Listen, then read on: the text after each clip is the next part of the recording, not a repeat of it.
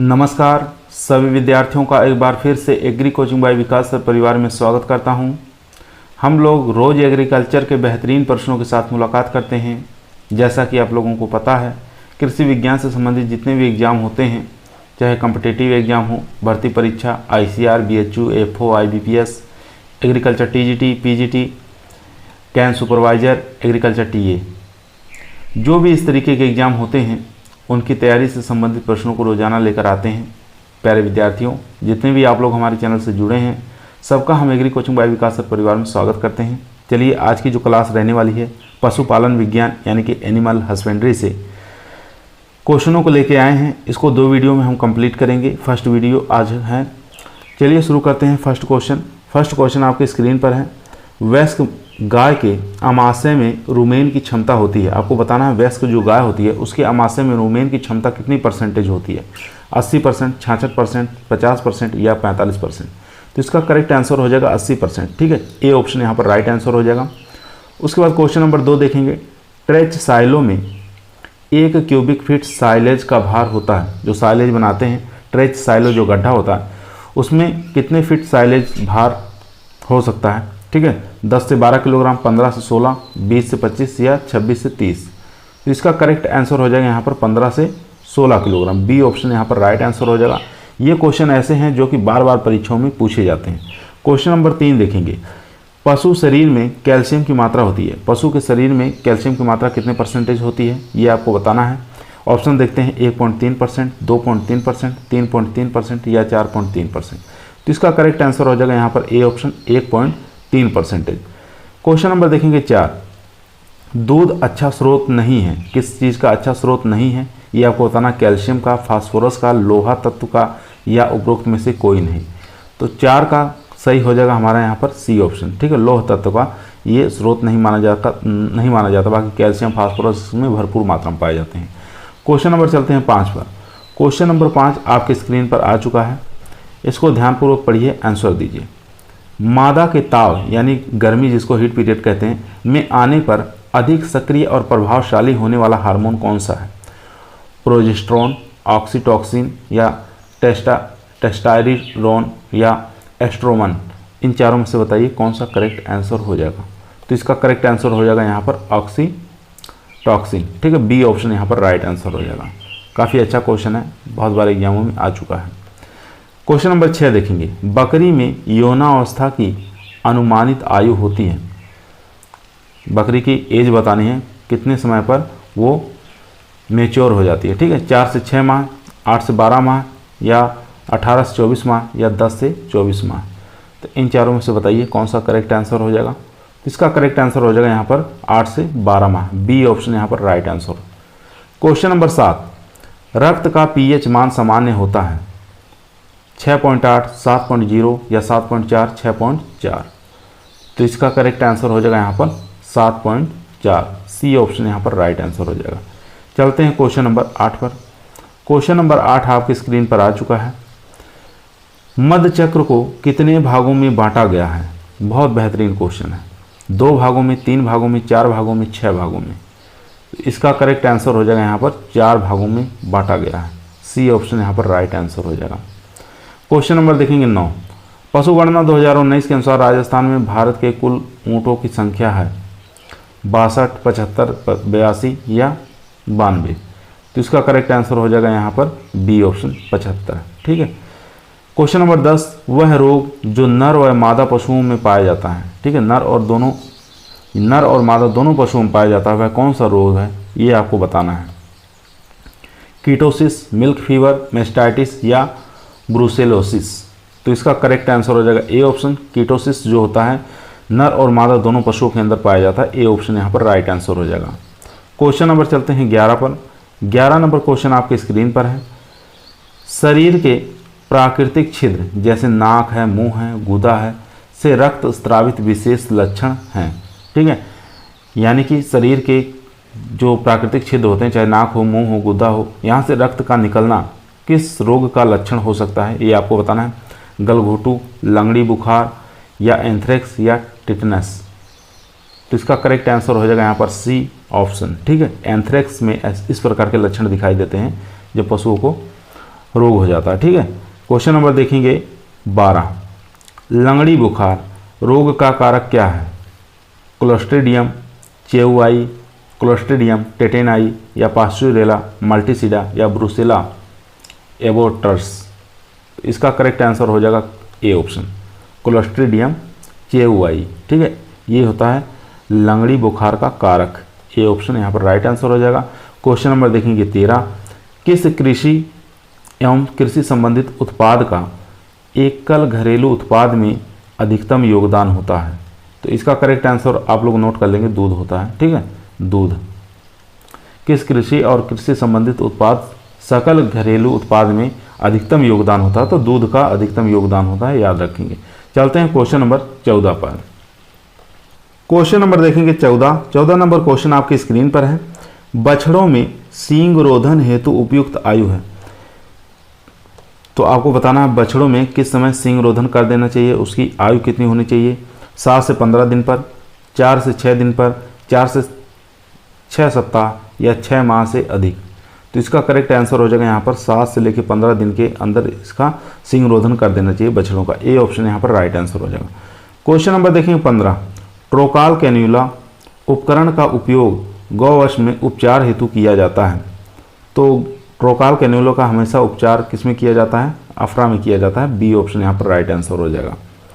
Question number देखेंगे 16, दाने में सामान्यतः क्रूड फाइबर होता है। परसेंटेज बताना है, दाने के अंदर क्रूड फाइबर की मात्रा कितनी परसेंटेज पाई जाती है? 24%, 20%, 18% या 18% से कम। तो इसका करेक्ट आंसर हो जाएगा यहाँ पर डी ऑप्शन, 18% से कम। ठीक है, चलते हैं क्वेश्चन नंबर 17 पर। 17 नंबर क्वेश्चन आपकी स्क्रीन पर है। सही कथन है, इसमें से बताना है सही कथन कौन सा है। चारे में क्रूड फाइबर देखिए यहाँ पर लिखा हुआ है, तो 18% से कम यहाँ पर अभी बता चुके हैं, और टीडीएन 60% से अधिक। तो ए ऑप्शन यहाँ पर हमारा राइट आंसर हो जाएगा। ठीक है, ए ऑप्शन यहाँ पर राइट आंसर हो जाएगा, ध्यान देंगे। चलते हैं क्वेश्चन नंबर 18 पर। 1 ग्राम वसा के पूर्ण ऑक्सीकरण से उत्पन्न कैलोरी होती है 4.1 कैलोरीज, 9.3 कैलोरीज या 2.25 कैलोरीज या 6.1 किलो कैलोरीज। ठीक है, इन चारों में से बताइए कौन सा करेक्ट आंसर हो जाएगा। तो इसका करेक्ट आंसर हो जाएगा 9.3 किलो कैलोरीज। ठीक है, बी ऑप्शन यहाँ पर राइट आंसर हो जाएगा। 1 ग्राम वसा से 9.3 किलो कैलोरीज ऑक्सीकरण से उत्पन्न होती है। ठीक है, ये आप ध्यान देंगे। क्वेश्चन नंबर 19, हे बनाने से सूखे हरे चारे में नमी की मात्रा अधिक नहीं होनी चाहिए। हे बनाते समय ध्यान देना है कितने प्रतिशत से अधिक नमी नहीं होनी चाहिए? 60% से, 40% से, 30% से या 15% से। तो इसका करेक्ट आंसर हो जाएगा यहाँ पर डी ऑप्शन, 15% से अधिक नमी नहीं होनी चाहिए। चलते हैं क्वेश्चन नंबर 20 पर। 20 नंबर क्वेश्चन आपके स्क्रीन पर आ चुका है। भैंस को प्रति 100 किलोग्राम शरीर भार पर दिए जाने वाले शुष्क आहार की मात्रा है। ठीक है, 1 किलोग्राम, 5 किलोग्राम, 3 किलोग्राम या 7 किलोग्राम। अगर 100 किलोग्राम की भैंस है तो उसको शुष्क आहार की मात्रा कितनी देनी चाहिए, ये यहाँ पर पूछा है। तो इसका करेक्ट आंसर हो जाएगा यहाँ पर 3 किलोग्राम। ठीक है, अगर 200 किलो वेट की है तो 6 किलोग्राम हो जाएगा। यहाँ पर 100 किलोग्राम वेट इसका पूछा है, तो यहाँ पर 3 किलोग्राम हो जाएगा। C option right. Question number देखेंगे 21, पशुशाला की सफाई के लिए फार्मलिन का कितना परसेंटेज काम में लेते हैं? 10 से 12%, 7 से 9% या 2 से 5% या 1 से 2%। तो इसका यहाँ पर करेक्ट आंसर हो जाएगा सी। ठीक है, यानी कि 2 से 5%। सी ऑप्शन यहाँ पर राइट आंसर। क्वेश्चन नंबर देखेंगे 22, 5 से 7 दिन के चूजों में कौन सा टीकाकरण किया जाता है? मेरेक्स का, रानीखेत का या फडल पोक्स का या बर्सल का? तो इसका करेक्ट आंसर हो जाएगा यहाँ पर मेरेक्स का। ए ऑप्शन यहाँ पर राइट आंसर हो जाएगा। क्वेश्चन नंबर देखेंगे 23 नंबर क्वेश्चन आपके स्क्रीन पर है। बछड़ों में रासायनिक विधि से सींग रोधन हेतु कौन सा रसायन काम में लिया जाता है?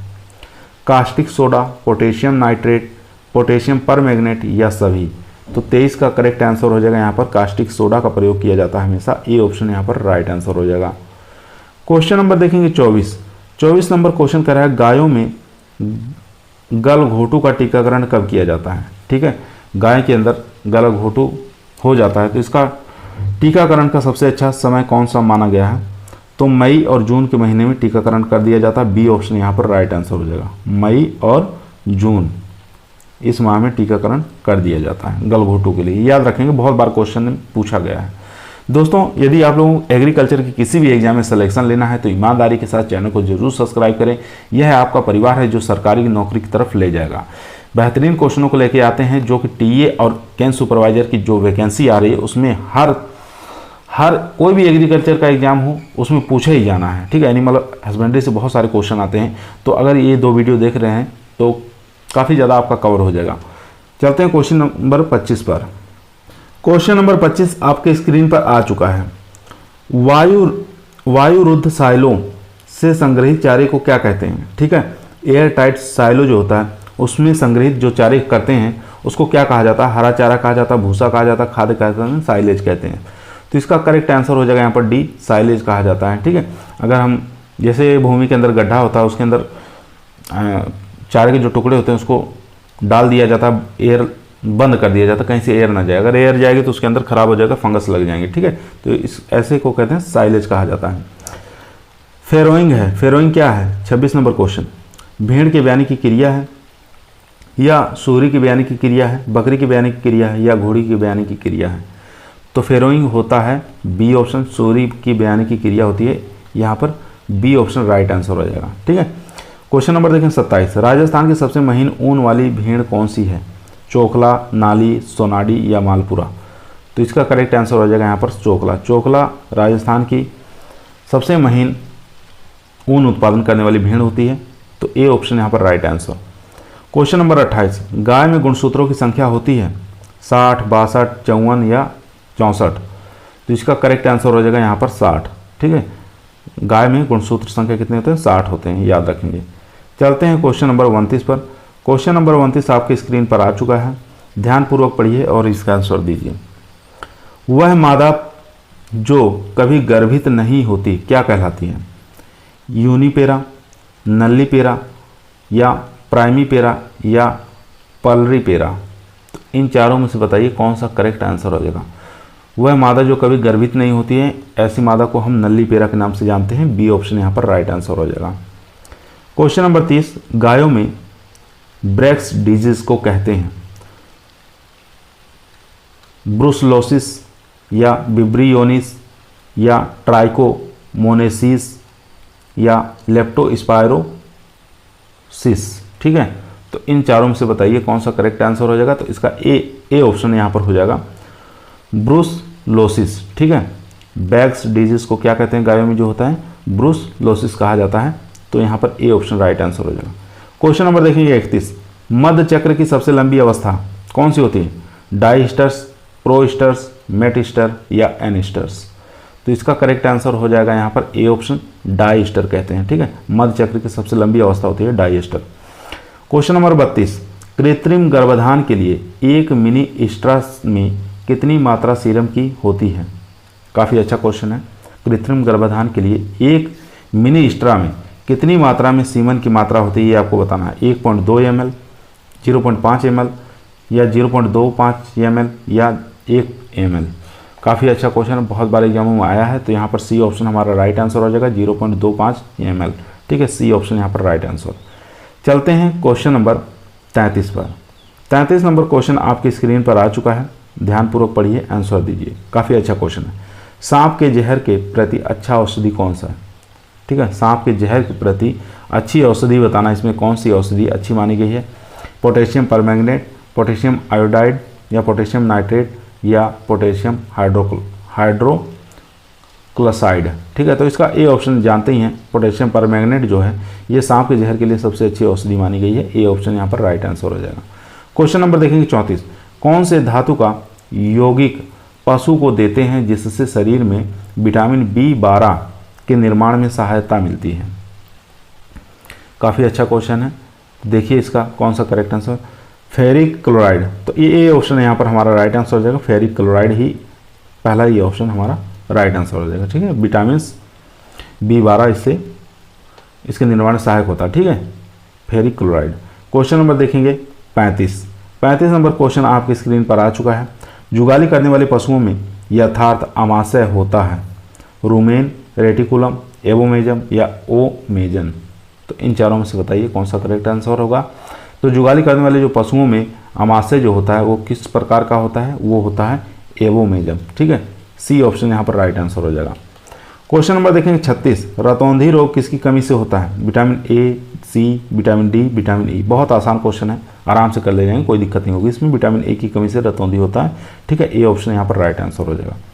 क्वेश्चन नंबर देखेंगे 37, घोंघा रोग, ठीक है, किसकी कमी से होता है? तो ये भी आसान क्वेश्चन है, आयोडीन की कमी से होता है। ठीक है, आयोडीन की कमी से होता है, ये याद रखेंगे। तो यहाँ पर डी ऑप्शन हमारा राइट आंसर हो जाएगा। क्वेश्चन नंबर देखेंगे 38 नंबर क्वेश्चन आपके स्क्रीन पर है। पास्चुरेला मास्टिसिडा कारक है, आपको बताना है पास्चुरेला मास्टिसिडा किसका कारक है? एंथ्रेक्स का, लंगड़ी बुखार का, या ब्रुसेलोसिस का, या गलघोटू का। तो इसका डी ऑप्शन राइट आंसर हो जाएगा। पास्चुरेला मास्टिसिडा जो होता है ये कारक है गलघोटू का, डी ऑप्शन यहाँ पर राइट आंसर। क्वेश्चन नंबर देखेंगे 39, गर्भपात होना विशेष लक्षण है? ब्रुसेलोसिस का, या ट्यूबरकुलोसिस का, या एफएमडी का, या सभी का। तो इसका करेक्ट आंसर हो जाएगा यहाँ पर ए ऑप्शन। ठीक है, ब्रुसेलोसिस का, ए ऑप्शन यहाँ पर राइट आंसर हो जाएगा। क्वेश्चन नंबर 40, मिल्क फीवर रोग है जीवाणु जनित, विषाणु जनित, या मेटाबॉलिक रोग है, या रक्त परजीवी रोग है? तो यहाँ पर बताइए कौन सा करेक्ट आंसर हो जाएगा। तो ये हो जाएगा मेटाबॉलिक रोग होता है, सी ऑप्शन यहाँ पर राइट आंसर हो जाएगा, मिल्क फीवर। ठीक है, ये होता है कैल्शियम की कमी के कारण होता है, याद रखेंगे। चलते हैं क्वेश्चन नंबर 41 पर। क्वेश्चन नंबर 41 आपके स्क्रीन पर आ चुका है, ध्यान से पढ़िए और आंसर दीजिए। निम्न में से कौन सी नस्ल की गाय सवाई चाल के लिए जानी जाती है? ठीक है, सवाई चाल के लिए कौन सी गाय जानी जाती है? साहिवाल, थारपारकर, गिर, या कांकरेज? तो इसका करेक्ट आंसर हो जाएगा डी ऑप्शन, कांकरेज गाय को हम सवाई चाल के नाम से जानते हैं। यहाँ पर देखेंगे क्वेश्चन नंबर 42, स्वांप या कीचड़ भैंसों और वाटर वाली यानी पानी वाली भैंसों में क्या अंतर है? भैंस दो प्रकार की, कीचड़ वाली दलदली भैंस होती है, एक वाटर पानी वाली जलीय भैंस होती है। ठीक है, तो दोनों में अंतर क्या होता है? शरीर के रंग का अंतर होता है, या गुणसूत्रों की संख्या का अंतर होता है, या सींग के आकार का अंतर होता है, या वाटर भैंस पानी में रहती है? तो इसका करेक्ट आंसर हो जाएगा गुणसूत्रों की संख्या में अंतर होता है, बी ऑप्शन यहाँ पर राइट आंसर हो जाएगा। क्वेश्चन नंबर 43 देखेंगे, गोदना जिसको टैटूइंग कहते हैं के द्वारा चिन्हित करने के लिए पशुओं का कौन सा अंग काम में लेते हैं? ठीक है, टैटूइंग के लिए कौन सा अंग इसमें काम लेते हैं गोदने के लिए? नाक का, कान का, गर्दन का, या पिछला पैर का? तो हमेशा याद रखेंगे टैटूइंग के लिए हम कान का प्रयोग करते हैं, बी ऑप्शन यहाँ पर राइट आंसर हो जाएगा। ठीक है, बी ऑप्शन राइट आंसर। चलते हैं क्वेश्चन नंबर 44। क्वेश्चन नंबर 44 आपके स्क्रीन पर आ चुका है। प्रोजनी टेस्टिंग है, आपको बताना है प्रोजनी टेस्टिंग क्या है? नर सांड के चयन की विधि है, गाय के चयन की विधि है, या घोड़े के चयन की विधि है, या इनमें से कोई नहीं? तो इसका करेक्ट आंसर हो जाएगा नर सांड की चयन करने की एक विधि होती है प्रोजनी टेस्टिंग। ठीक है, बहुत बार एग्जामों में आ चुका है, ए ऑप्शन राइट हो जाएगा। क्वेश्चन नंबर देखें 45, किस जानवर में सीमन की मात्रा सबसे अधिक होती है? किस जानवर में सीमन की मात्रा सबसे अधिक होती है? सांड में, घोड़ा में, सूअर में, या भैंसा में? तो इसका करेक्ट आंसर हो जाएगा यहाँ पर सी, सूअर के अंदर सबसे अधिक होती है, C option right. Liquid nitrogen जिसको द्रव नाइट्रोजन कहते हैं उसका टेम्परेचर कितना होता है?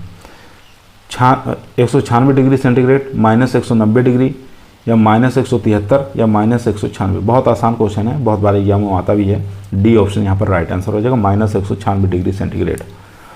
क्वेश्चन नंबर देखेंगे 47, भैंस में मध्य चक्र की लंबाई होती है? ठीक है, भैंस में मध्य चक्र की लंबाई यानी कि कितने दिनों तक भैंस में मध्य चक्र बना रहता है? या आता है 21 दिन, 18 दिन, 15 दिन, या 25 दिन?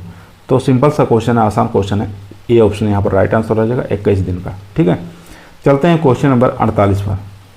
क्वेश्चन नंबर 48 आपके स्क्रीन पर है, ध्यानपूर्वक पढ़िए और इसका आंसर दीजिए। क्वेश्चन नंबर 48 कह रहा है असत्य कथन है, इसमें से बताना है कौन सा कथन जो है असत्य है। भेड़ के मांस को मटन कहते हैं, बकरी के मांस को चिकन कहते हैं, गाय के मांस को बीफ कहते हैं, या भैंस के मांस को बफन कहते हैं? तो इसका करेक्ट आंसर हो जाएगा यहाँ पर बी ऑप्शन। ठीक है, बकरी के मांस को चिकन नहीं कहते, चेवन के नाम से जानते हैं, तो बी ऑप्शन यहाँ पर राइट आंसर हो जाएगा, बाकी सब के सब सही है।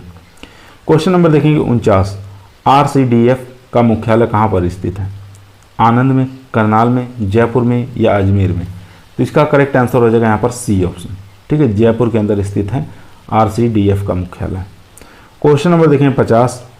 PFA फूड प्रोडक्ट ऑर्डर 1954 के अनुसार गाय के दूध का मानक मान कितना होना चाहिए? ठीक है, क्या फैट की मात्रा 3.0% या SNF की मात्रा 8.8%, फैट की मात्रा 3.5% या SNF की मात्रा 9% या फैट की मात्रा 4% या SNF की मात्रा 8.5 या फैट की मात्रा 3.5 या SNF की मात्रा 8.5? तो इन चारों में से बताइए कौन सा करेक्ट आंसर हो जाएगा। तो इसका करेक्ट आंसर हो जाएगा डी ऑप्शन। ठीक है, डी ऑप्शन यहाँ पर राइट आंसर हो जाएगा। देख सकते हैं फैट की मात्रा 3.5% और SNF की मात्रा 8.5%। डी ऑप्शन यहाँ पर राइट आंसर हो जाएगा, याद रखेंगे। चलते हैं क्वेश्चन नंबर 51 पर। क्वेश्चन नंबर देखेंगे 51 आपके स्क्रीन पर आ चुका है। घी में स्वतंत्र वसा की मात्रा पाई जाती है। आपको बताना है घी के अंदर स्वतंत्र वसा की मात्रा कितनी परसेंटेज पाई जाती है? 0.5% से 0.5% से अधिक, ये कम है, 0.5% से कम या 0.5% से अधिक। यहाँ पर सी ऑप्शन हमारा राइट आंसर हो जाएगा, 0.5% से अधिक। ठीक है, सी ऑप्शन यहाँ पर राइट आंसर हो जाएगा। क्वेश्चन नंबर यहाँ पर स्वतंत्र वसा पूछ रहा है, ना कि वसा परसेंट। अगर वसा पूछता तो हमारा 99% हो जाता है। ठीक है, याद रखेंगे। यहाँ पर स्वतंत्र वसा पूछ रहा है। देखिए ऑप्शन को ध्यानपूर्वक पढ़िए। सर्रा रोग का कारक क्या है? ए ऑप्शन देखते हैं, ट्रिपनोसोमा इवाइनी। ठीक है, ए ऑप्शन यहाँ ही हमारा करेक्ट आंसर हो जाएगा। ट्रिपनोसोमा इवाइनी के द्वारा ही सर्रा रोग होता है, ऊँट के अंदर पाया जाता है, ये याद रखेंगे। ठीक है, क्वेश्चन नंबर 53। निम्नलिखित में से एंटीसेप्टिक नहीं है, इसमें से बताना एंटीसेप्टिक कौन सा नहीं है? बोरिक अम्ल, लाइसोल या लाल दवा या डिटॉल? तो इसका करेक्ट आंसर हो जाएगा मेरे दोस्त बी ऑप्शन। लाइसोल जो होता है ये एंटीसेप्टिक का कार्य नहीं करता है, तो बी ऑप्शन। बाकी लाल दवा, डिटॉल, बोरिक अम्ल ये सब एंटीसेप्टिक होते हैं। क्वेश्चन नंबर देखेंगे 54। निम्नलिखित में से स्थानिक निश्चेतक के रूप में प्रयुक्त नहीं है, इसमें नहीं पूछा है। क्लोरोफार्म, लिग्नोकेन या कोनेन या प्रोकेन?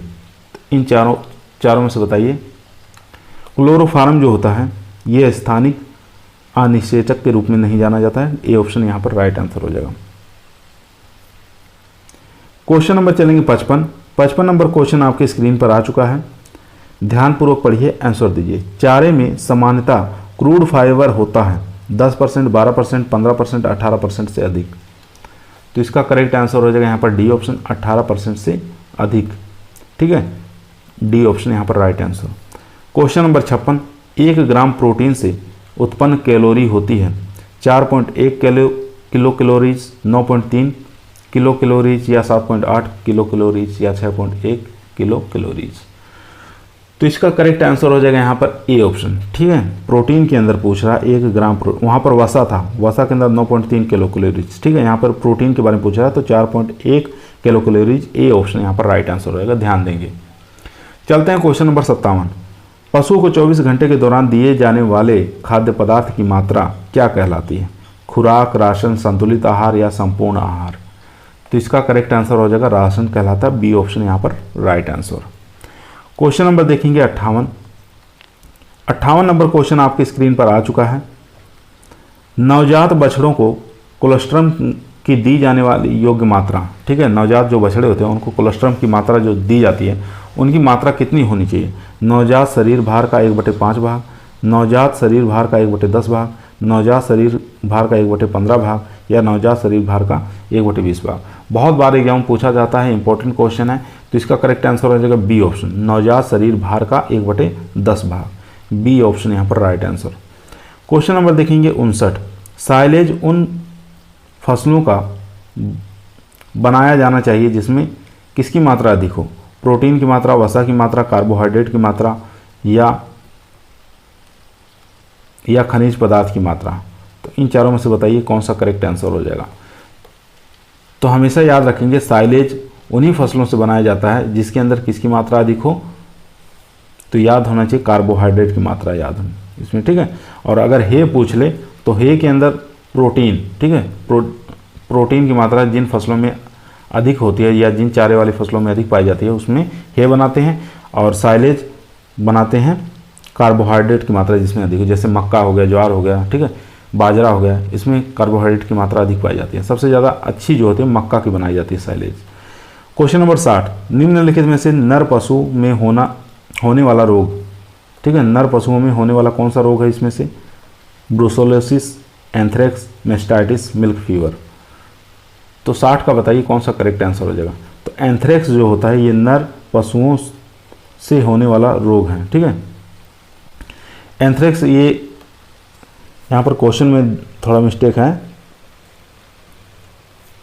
ठीक है, नर पशु से ये उसमें एंथ्रेक्स जो होता है, ठीक है, ठीक है, क्वेश्चन नर पशुओं में होने वाला रोग एंथ्रेक्स ही है, ठीक है, बी ऑप्शन राइट आंसर हो जाएगा।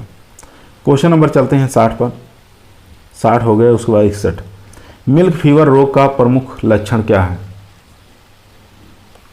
पशु के शरीर का तापमान सामान्य से अधिक हो जाना, पशु के शरीर का तापमान सामान्य से कम हो जाना, पशु के शरीर का तापमान सामान्य रहना, या इनमें से कोई नहीं। तो इसका करेक्ट आंसर हो जाएगा बी ऑप्शन, पशु के शरीर का तापमान सामान्य से कम हो जाना। एक ऐसा रोग है जिसमें क्या होता है, टेम्परेचर घट जाता है, ठीक है, बढ़ता नहीं है। बाकी कोई भी रोग होता है उसमें टेम्परेचर बढ़ जाता है, लेकिन मिल्क फीवर के अंदर क्या होता है, टेम्परेचर घट जाता है, ठीक है। तो बी ऑप्शन यहाँ पर राइट आंसर हो जाएगा। चलते हैं क्वेश्चन नंबर 62 पर। क्वेश्चन नंबर 62 आपके स्क्रीन पर आ चुका है। निम्नलिखित में से वायरस जनित रोग है? रेंडरपेस्ट, एफएमडी, चेचक या सभी? तो इसमें से बताना है वायरस जनित रोग कौन सा हो जाएगा। तो यहाँ पर देखेंगे रेंडरपेस्ट ये भी वायरस जनित होता है, एफएमडी ये भी वायरस, और चेचक ये भी। तो यहाँ पर डी ऑप्शन हमारा राइट आंसर हो जाएगा, यानी कि सभी के सभी जो हैं वायरस जनित रोग हैं। 63 नंबर क्वेश्चन देखेंगे, मुर्गियों के शरीर का तापमान होता है 101 डिग्री फ़ारेनहाइट, 104 डिग्री, 106 डिग्री या 100 डिग्री फ़ारेनहाइट। तो इसका करेक्ट आंसर हो जाएगा सी ऑप्शन, ठीक है, 106 डिग्री फ़ारेनहाइट टेम्परेचर होता है मुर्गी का, यानी कि सबसे ज़्यादा टेम्परेचर होता है ये। उसके बाद अगर उसमें सेंटीग्रेड में तो 41 पॉइंट कुछ होता है, ठीक है, डिग्री सेंटीग्रेड में होता है 41 या 42 के लगभग होता है। उसके बाद देखेंगे 64, मुर्गियों की सर्वोत्तम द्विप्रयोजनी नस्ल कौन सी है? मुर्गी की दो प्रयोजनी, यानी द्विप्रयोजनी का मतलब होता है अंडा देने वाली और मांस दोनों के लिए उत्तम जो नस्ल होती है। तो इसमें से बताइए, आसील है, लेगहॉर्न है, फ्लाई माउथ रॉक है या रोड आइसलैंड रेड है? तो इसका करेक्ट आंसर हो जाएगा यहाँ पर डी ऑप्शन, रोड आयरलैंड, ठीक है, ये द्विप्रयोजनी वाली नस्ल है। आसील है, लड़ाकू के लिए जानी जाती है। लेगहॉर्न है जो है, वाइट लेगहॉर्न जो है ये अंडे उत्पादन के लिए अच्छी मानी जाती है, ठीक है। 65 नंबर देखेंगे, कौन से रोग के प्रति राजस्थान सरकार द्वारा वर्ष में 2 बार टीकाकरण किया गया है? एंथ्रेक्स, एफएमडी, रेंडरपेस्ट या लंगड़िया? तो इसका करेक्ट आंसर हो जाएगा यहाँ पर बी ऑप्शन, एफएमडी के लिए 2 बार टीकाकरण किया गया है, ठीक है, बी ऑप्शन यहाँ पर राइट आंसर। चलते हैं क्वेश्चन नंबर 66। क्वेश्चन नंबर 66 आपके स्क्रीन पर आ चुका है, ध्यानपूर्वक पढ़िए और आंसर दीजिए। मांस के लिए पाली जाने वाली मुर्गियों को क्या कहा जाता है? लेयर्स, ब्रायलर, चिक या सभी? तो जो मांस के लिए मुर्गियां पाली जाती हैं उसको हम किस नाम से जानते हैं? ब्रायलर्स के नाम से जानते हैं, बी ऑप्शन यहाँ पर राइट आंसर। अंडे का औसत भार कितना होता है? 67 नंबर क्वेश्चन स्क्रीन पर है। 54 ग्राम, 56 ग्राम, 58 ग्राम या 61 ग्राम? तो अंडे का वेट बताना है कितना होता है, तो इसका करेक्ट आंसर हो जाएगा 58 ग्राम होता है, सी ऑप्शन यहाँ पर राइट आंसर। क्वेश्चन नंबर 68, कौन से रोग का प्रकोप वर्षा ऋतु में सर्वाधिक होता है? ठीक है, बरसात के सीजन में कौन सा ऐसा रोग अधिकतर होता है? एंथ्रेक्स है, लंगड़ी है, गलघोटू है या रेंडरपेस्ट? तो गलघोटू का सबसे ज़्यादा वर्षा सीजन के समय होता है, ठीक है, सी ऑप्शन यहाँ पर राइट आंसर हो जाएगा। क्वेश्चन नंबर 69, एक बछड़ा जिसका भार 26 किलोग्राम है, ठीक है, एक बछड़ा जिसका वेट कितना है? 26 किलोग्राम है, प्रतिदिन दूध की आवश्यकता होती है, उसको कितनी दूध की आवश्यकता होगी ये आपको बताना है। देखते हैं 2.2 किलोग्राम, 2.4 किलोग्राम, 2.6 किलोग्राम या 2.8 किलोग्राम? तो इसका करेक्ट आंसर हो जाएगा सी ऑप्शन 2.6 किलोग्राम, ठीक है, सी ऑप्शन यहाँ पर राइट आंसर हो जाएगा। चलते हैं क्वेश्चन नंबर 70 पर। 70 नंबर क्वेश्चन आपकी स्क्रीन पर है। साइलेज बनाने के लिए उपयुक्त फसल कौन सी है? बरसीम, चौला, मक्का या बाजरा? अभी पीछे बता चुके हैं, जिसके अंदर कार्बोहाइड्रेट की मात्रा सबसे अधिक पाई जाती है उससे हम साइलेज बना सकते हैं। जिसमें प्रोटीन की मात्रा अधिक पाई जाती है उससे क्या हे बना सकते हैं, ठीक है। तो यहाँ पर इसका करेक्ट आंसर हो जाएगा यहाँ पर मक्का। मक्का के अंदर क्या होता है? कार्बोहाइड्रेट की मात्रा अधिक होती है। सी ऑप्शन यहाँ पर राइट आंसर। क्वेश्चन नंबर देखेंगे 71। गाय के दूध का पीला रंग होता है लैक्टोज के कारण, ग्लूकोज के कारण, कैरोटीन के कारण या प्रोटीन के कारण।